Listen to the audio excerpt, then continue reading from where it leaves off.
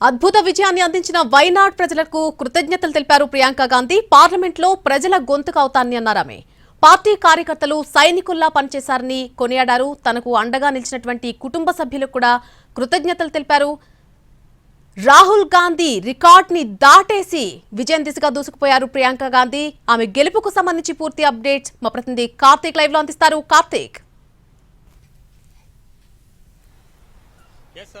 ఒక ప్రచారకర్తగా ప్రారంభమైనటువంటి ప్రియాంక గాంధీ ప్రస్తుతం పార్లమెంట్ లో కూడా అడుగు పెట్టబోతున్నారు. అన్నిటికీ కూడా అత్యంత భారీ మెజారిటీతో కూడా తొలి విజయాన్ని కూడా ఆమె అందుకున్నటువంటి పరిస్థితి. అయితే దీనికి సంబంధించి ప్రతి కార్యకర్తకు, ప్రతి నేతకు కూడా వాయనాడుతో పాటు కేరళలో నుంచి వివిధ ప్రాంతాల్లో నుంచి వచ్చి పనిచేసినటువంటి ప్రతి ఒక్కరికి కూడా ఆమె ధన్యవాదాలు తెలిపారు. నాకు అండగా ఉన్నటువంటి కుటుంబానికి కూడా ధన్యవాదాలంటూ కూడా ఆమె ఒక ట్వీట్ పెట్టినటువంటి పరిస్థితి. అయితే ఎన్నికల ప్రచారంలో కూడా ఇదే మాటను పదే పదే కూడా ప్రియాంక గాంధీ చెప్పడం కూడా జరిగింది. ప్రతి ఒక్క ఎన్నికల ర్యాలీలో కూడా మీకు ఒక ఫైటర్ కావాలి, ఆ ఫైటర్ అనేది నేనవుతాను, నా గొంతు ఎంత పెద్దదనేది మా ఇంట్లో వాళ్ళని అడగండి, నేను చెప్తాను, ఆ గొంతునే నేను పార్లమెంట్ లో వినిపిస్తానంటూ కూడా ఆమె పదే పదే వివిధ ప్రచార సమయంలో కూడా ఆమె వెల్లడించినటువంటి పరిస్థితి. సో ప్రస్తుతం అదేవిధంగా ఆమె గొంతును పార్లమెంట్ లో వినిపించేందుకే వాయనాడు ప్రజలందరూ కూడా ఆమెకు పట్టం కట్టడం కూడా జరిగింది. దాదాపు 4,10,937 ఓట్ల భారీ మెజారిటీతో కూడా ఆమె గెలుపొందడం కూడా జరిగింది. ఇది 2024లో రాహుల్ గాంధీ మెజారిటీ కంటే దాదాపు 50,000కు పైగా కూడా ఎక్కువే అని చెప్పుకోవాలి. అయితే 2019తో పోలిస్తే 20,000 మెజారిటీ అనేది కూడా తక్కువ. ఎందుకంటే గత ఎన్నికల రికార్డును అయితే రాహుల్ గాంధీని దాటి మరీ అత్యధికంగా ఓట్లు అనేది కూడా ప్రియాంక గాంధీ సాధించడం కూడా జరిగింది. అయితే దీని వెనుక it's a testament to the fact that my brother worked hard there and their love for him and their trust in me. So I feel it's a great honor and I will respect it fully. You expect this much majority, ma'am? Huge majority. I just was happy getting the love of the people. You are elected. What is your next plan, ma'am? So when you are going to Kerala? Now soon, in the next 2-3 days, as soon as my brother starts. So any roadshow in Maharashtra? Let's see what the plan is. Okay, thank you. What is your planned project? Thank you.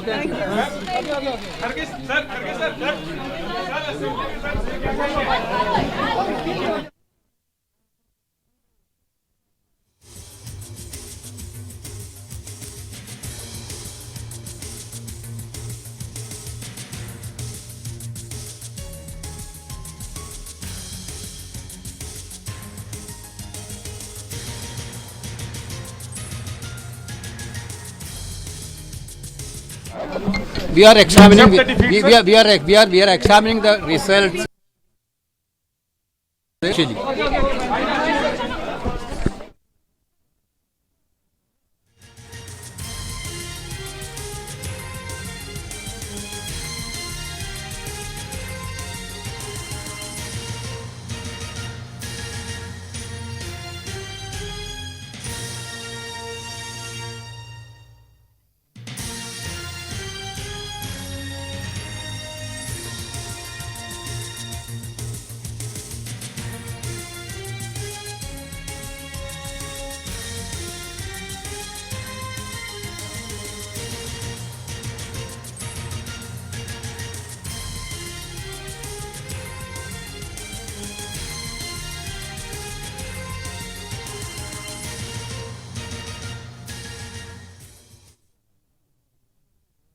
Right. కొద్దిసేపటి క్రితమే ప్రియాంక గాంధీ కూడా బయటకు వచ్చి మాట్లాడడం కూడా మనం చూసాం. అత్యధిక మెజారిటీతో గెలిపించినటువంటి వాయనాడు ప్రజలందరికీ కూడా కృతజ్ఞతలు తెలిపారు. నా పైన ఉంచినటువంటి నమ్మకాన్ని ఖచ్చితంగా తాను నెరవేర్స్తారని చెప్పి కూడా ఆమె చెప్పినటువంటి పరిస్థితి. అయితే ముందు నుంచి ఎన్నికల ప్రచారం నుంచి తన వెంటే ఉన్నటువంటి సోదరుడికి ముఖ్యంగా కృతజ్ఞతలు తెలిపారు. అదేవిధంగా పార్టీ కార్యకర్తలు, కేడర్ అందరికీ కూడా ఆమె థ్యాంక్స్ చెప్పినటువంటి పరిస్థితి. ఎందుకంటే 5 ఏళ్ల పాటు క్రియాశీలక రాజకీయాల్లో ఉన్నప్పటికీ కూడా ఎప్పుడూ కూడా ప్రత్యక్ష రాజకీయాల్లోకి ఆమె బరిలోకి దిగలేదు. గత ఎన్నికల్లో అవకాశం ఉన్నప్పటికీ కూడా తెర వెనుకే ఉంటూ కూడా ప్రచారకర్తగా మాత్రమే ఉంటూ కూడా ఏదైతే పార్టీని ముందుకు వెళ్లేటువంటి ప్రయత్నం చేశారు. అయితే ఈసారి మాత్రం ఏదైతే రాహుల్ గాంధీ రాజీనామా చేసిన తర్వాత ఖాళీ అయినటువంటి వాయనాడ్ సీట్లో తన సొంత ఏదైతే పార్లమెంట్ నియోజకవర్గంగా కూడా చెప్పుకోవచ్చు, తన కుటుంబ సభ్యులుగా కూడా వాయనాడ్ ను రాహుల్ గాంధీ భావిస్తూ ఉంటారు. అందులో భాగంగానే ఆ వాయనాడ్ ను ఎట్టి పరిస్థితుల్లోనూ వేరే వాళ్ళు బరిలోకి నింపితే వేరే విధంగా ఉండేటువంటి అవకాశం ఉంటుంది కాబట్టి అలాంటి పరిస్థితి లేకుండా వాయనాడు పార్లమెంటు మొత్తాన్ని కూడా ఇప్పటి వరకు కూడా కాంగ్రెస్ పార్టీని గెలుస్తూ వచ్చింది. ఇక మీదట కూడా కాంగ్రెస్ పార్టీ ఏదైతే కంచుకోటగా మారాలనేటువంటి ఉద్దేశంతోనే గాంధీ కుటుంబానికి అది చెందాలనేటువంటి ఉద్దేశంతోనే ప్రియాంక గాంధీని బరిలోకి దింపారు. అంతే నమ్మకంతో కూడా వాయనాడు ప్రజలందరూ కూడా వన్ సైడ్ గా కూడా ఆమెకు భారీ మెజారిటీ కూడా తెచ్చిపెట్టినటువంటి పరిస్థితి. అయితే ఎన్నికల ప్రచారం శైలి కావచ్చు, దాని తర్వాత ఏదైతే మిగతా పార్టీ కార్యకర్తలు పనిచేసిన విధానంలో కావచ్చు, దానికి గతానికి భిన్నంగా కూడా పనిచేయడం వల్లే రాహుల్ గాంధీకి వచ్చినటువంటి ఓట్ల కంటే ఎక్కువగా కూడా దాదాపు 50,000కు పైగా కూడా ఎక్కువగా కూడా సాధించినటువంటి పరిస్థితి. ఇలాగా అత్యధికంగా ఓవైపు మెజారిటీ సాధించినప్పటికీ కూడా మరొక వైపు బీజేపీ మాత్రం ప్రస్తుతం 3వ స్థానానికి పరిమితమైంది. కేవలం 1,00,000 ఓట్ల వరకే కూడా సాధించుకోగలిగింది. గతంలో దాదాపు 1,70,000 ఓట్లు ఏదైతే బీజేపీ సాధించగలిగితే ఈసారి మాత్రం ఆ కనుచూపు మేర కూడా అది కూడా సాధించుకోలేకపోయినటువంటి పరిస్థితి బీజేపీకి ఏర్పడింది. ఇక సిపిఐ పరిస్థితి కూడా అదే. మాజీ ఎమ్మెల్యే అయినటువంటి అభ్యర్థిని నిలబెట్టినప్పటికీ కూడా అక్కడ కూడా ఆశించినటువంటి ఓట్లను కూడా సాధించలేకపోయారు. పూర్తిగా వన్ సైడ్ గా ఏకపక్షంగా ప్రియాంక గాంధీ కావాలి వాయనాడు ప్రజల కోసం అనే విధంగా కూడా వాయనాడు ప్రజలందరూ కూడా ఒక చారిత్రాత్మకమైనటువంటి తీర్పునైతే, ఒక విజయాన్ని అయితే ప్రియాంక గాంధీకి అందించారని చెప్పాలి. ఒక సామాన్య కార్యకర్తగా, ఒక ప్రచారకర్తగా ప్రారంభమైనటువంటి ప్రియాంక గాంధీ ప్రస్థానం ప్రస్తుతం పార్లమెంటులో ఆమె గొంతును గట్టిగా వినిపించేందుకు కూడా సిద్ధమవుతుంది. అదే మాటను ఆమె పదే పదే ప్రతి ఒక్క ప్రచార సభల్లో కూడా చెప్పారు. రాహుల్ గాంధీ పక్కనే ఉన్న సమయంలో కూడా, ఆ ప్రచార సమయంలో కూడా నా గొంతు చాలా గట్టిగా ఉంటుంది, కావాలంటే మా కుటుంబ సభ్యులను అడగండి, మీకు నేను గొంతునవుతాను, అదే స్థాయిలో పార్లమెంటులో మీ యొక్క సమస్యలను నేను వినిపిస్తాను అంటూ కూడా ఆమె చెప్పడం కూడా జరిగింది. అదే మాటను ప్రస్తుతం నిలబెట్టుకున్న దిశగా కూడా ఆమెనైతే వాయనాడు ప్రజలైతే గెలిపించారని చెప్పుకోవాలి. అయితే ప్రధానమంత్రి మోదీతో పాటు ఇతర కేంద్ర మంత్రులందరూ కూడా అక్కడికి వచ్చి ప్రచారం చేసినప్పటికీ మిగిలిన ఏదైతే జార్ఖండ్ ఏదైతే ప్రస్తుతం జరిగినటువంటి మహారాష్ట్ర ఎలక్షన్స్ లో పూర్తిగా పరిస్థితులు వేరుగా ఉన్నప్పటికీ ఇక్కడ మాత్రం పూర్తిగా వన్ సైడ్ గా కూడా కాంగ్రెస్ పార్టీకే విజయం వరించిందని చెప్పాలి. ఆ దిశగా కష్టపడినారు కార్యకర్తలందరూ కూడా. ముందు నుంచే వ్యూహంతో పనిచేశారు. ట్రయాంగిల్ ఫైట్ ఉంటుందని చెప్పి ఖచ్చితంగా బీజేపీ మేము ముందుగా ఏదైతే ఒక ఆర్ఎస్ఎస్ మహిళా కార్యకర్తను కూడా మేము కౌన్సిలర్ గా పనిచేసినటువంటి విజయం సాధించినటువంటి ఆమెను ఏకంగా ఎంపీ అభ్యర్థిగా ప్రియాంక గాంధీ మీద బరిలోకి దింపుతున్నాము, ఈసారి చూసుకుందాం అనేలాగా కూడా బీజేపీ నేతలు పెద్ద ఎత్తున అక్కడ మాటల దాడులు చేసినప్పటికీ కూడా అవేమీ ఉరవకుండా ప్రియాంక గాంధీ మాత్రం తననై శైలిలో కూడా ఎన్నికల ప్రచారాన్ని నిర్వహించారు. అక్కడ ఉన్నటువంటి స్థానిక పరిస్థితులను, అక్కడ ఉన్నటువంటి ఘటనలను వాటన్నిటినీ కూడా తన వైపు తనకు అనుకూలంగా మార్చుకునేలాగా కూడా ప్రియాంక గాంధీ ఎంతో కృషి చేశారని చెప్పాలి. ముఖ్యంగా వాయనాడులో జరిగినటువంటి కొండ చర్యలు విరిగిపడినటువంటి ఘటన కావచ్చు, దాని తర్వాత వరదలు వచ్చి దాదాపు చురల్మల, ముండక్కై లాంటి గ్రామాలు పూర్తిగా తుడుచుకుపెట్టుకోబోయాయి. అయితే ఆ విషయంలో వందలాది మంది చనిపోయినప్పటికీ కూడా కేంద్ర ప్రభుత్వం పూర్తి స్థాయిలో ఆదుకోలేదు, బీజేపీ వారిని పట్టించుకోలేదనేటువంటి వాదనను వాయనాడు ప్రజల్లో బలంగా తీసుకెళ్లడం కూడా ఆమెకు ఈ యొక్క ఘన విజయం సాధించడానికి ఒకానొక ఉదాహరణగా కూడా ఒక ప్లస్ అయిందనేది కూడా చెప్పుకోవాలి. దానికి తోడు ఓవైపు మహారాష్ట్రలో ఎన్నికల ప్రచారం చేస్తూనే, ఓవైపు జార్ఖండ్ లో ఎన్నికల ప్రచారం చేస్తూనే రాహుల్ గాంధీ ప్రతినిత్యం కూడా ఏదైతే చెల్లికి తోడుగా కూడా ఎన్నికల ప్రచారాన్ని పదే పదే నిర్వహిస్తూ వచ్చారు. ఇతర రాష్ట్రాల సీఎంలు కూడా పనిచేశారు. అన్ని విధాలుగా చూసి ఏదైతే వాయనాడు ప్రజలు మాత్రం తమకంటూ ఒక గాంధీ కుటుంబానికి వీరు విధేయులుగానే ఉంటున్నారనే మాటను మరొకసారి నిరూపించారని చెప్పాలి. ఆ విధంగానే దాదాపు ఎవరూ ఊహించిన విధంగా మొత్తం పోలైన వాటిల్లో 6.5 లక్షల పైగా కూడా ఓట్లు అనేది కూడా ఆమె సాధించిందంటే అది ఆషామాషి వ్యవహారం కాదని మాత్రం అందరూ కూడా చెప్తూ ఉన్నారు.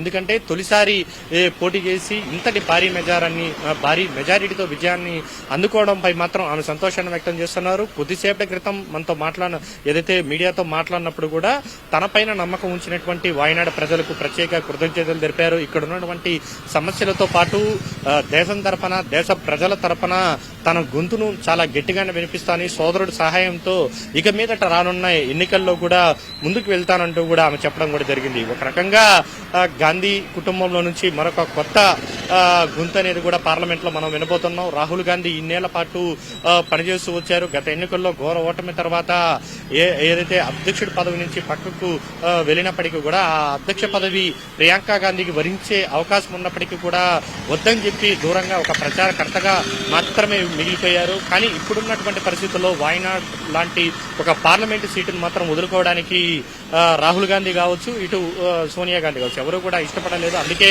ఖచ్చితంగా కూడా ఆమె బరిలోకి దింపాలని చెప్పారు. అనుకున్న విధంగానే ఆమె బరిలోకి దిగి అత్యంత భారీ మెజారిటీతో గెలిచారు. ఊహకందని విధంగా ట్రయాంగిల్ ఫైట్ ఉంటుందన్నారు, పోటాపోటీగా ఉంటుందన్నారు. అలాంటివేమీ లేకుండా వారు వన్ సైడ్ లాగా కూడా వాయనాడ్ ప్రజలు ఆమె గొంతును పార్లమెంట్ లో వినిపించడానికి గట్టిగానే భారీ మెజారిటీతో గెలిపించారని చెప్పాలి. Right Karthik, thanks for the live update. Wayanad ఫలితాల్లో కాంగ్రెస్ అగ్రనేత ప్రియాంక గాంధీ భారీ మెజార్టీతో దూసుకుపోతున్నారు. తొలిసారి ప్రత్యక్ష ఎన్నికల బరిలో దిగినటువంటి ప్రియాంక గాంధీ రాహుల్ గాంధీ రికార్డును సైతం బ్రేక్ చేసేశారు. 4 లక్షల మెజార్టీ దాటి ప్రస్తుతం 4,10,000 మెజార్టీ వరకు కూడా ఆమె కనిపిస్తున్నారు. గత ఎన్నికల్లో రాహుల్ గాంధీ వైనాడ్ నుంచి పోటీ చేసినప్పుడు 3,64,000 మెజార్టీ ఆయన అక్కడ సాధించడం జరిగింది. ఆ నెంబర్ని ఇప్పుడు ప్రియాంక గాంధీ దాటేశారు. బీజేపీ తరఫున బరిలోకి దిగినటువంటి నవ్య హరిదాస్ 3వ స్థానానికి పరిమితమైపోయారు. సిపిఐ అభ్యర్థి సత్యన్ మొకేరి 2వ స్థానంలో నిలిచారు. Their love for him and their trust in me. So I feel it's a great honor and I will respect it fully. And You expect this much majority, ma'am? Huge majority. I just was happy getting the love of the people. You are elected. What is your next plan, ma'am? So when you will going to Kerala? Now soon, in the next 2-3 days, as soon as my brother comes time. So any road show? Let's see what they plan. Okay, thank you.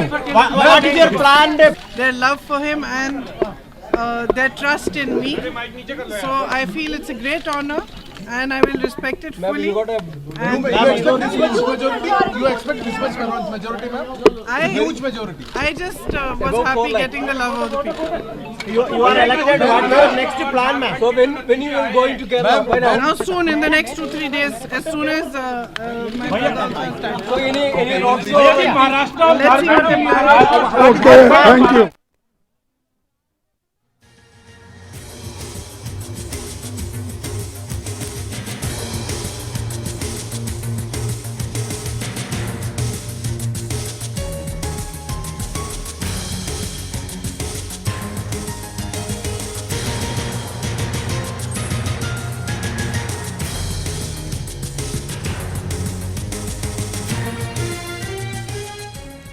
మహారాష్ట్రలో ఫలితాలు వచ్చేసిన తర్వాత మహారాష్ట్ర కొత్త CM ఎవరు అనే దానిపై ప్రస్తుతం ఉత్కంఠ నెలకొని ఉంది. ప్రస్తుత సీఎం షిండే, అలాగే బీజేపీ ఫడ్నవీస్, ఎన్సీపీ నేత అజిత్ పవార్ రేస్లో ఉన్నట్టుగా ఆయా వర్గాలు చెప్పుకుంటున్నాయి. మరొక వైపు బీజేపీ ఎన్నికల్లో అతిపెద్ద పార్టీగా అవతరించింది. దీంతో ఫడ్నవీస్ పేరు ప్రముఖంగా అక్కడ వినిపిస్తోంది. ఇప్పటికే ఫడ్నవీస్ తో బీజేపీ రాష్ట్ర ఉపాధ్యక్షుడు చంద్రశేఖర్ భేటీ అయ్యారు. ప్రస్తుత సీఎం ఏక్నాథ్ షిండే మాత్రం మెజారిటీ స్థానాలు సాధించిన పార్టీకే సీఎం సీట్ ఇవ్వాలని రూల్ ఏం లేదని కూడా ఆయన కొన్ని వ్యాఖ్యలు చేశారు. కొద్దిసేపటి క్రితం అందరం కలిసి కూర్చుని సీఎం పదవిపై నిర్ణయం తీసుకుంటామని చెప్పారు. ఇటు అజిత్ పవార్ వర్గం మాత్రం ఆయనకే సీఎం పదవి ఇవ్వాలని డిమాండ్ చేస్తోంది. ఏ వర్గానికి ఆ వర్గం, అటు అజిత్ పవార్ వర్గం, ఇటు శివసేన వర్గం, అలాగే బీజేపీ నేతలు ఎవరికి వారే వారి అధినేతకు సీఎం పదవి ఇవ్వాలని డిమాండ్ చేస్తున్నటువంటి పరిస్థితులు ప్రస్తుతం మహారాష్ట్రలో కనిపిస్తున్నాయి. पहले तो तीनों पार्टी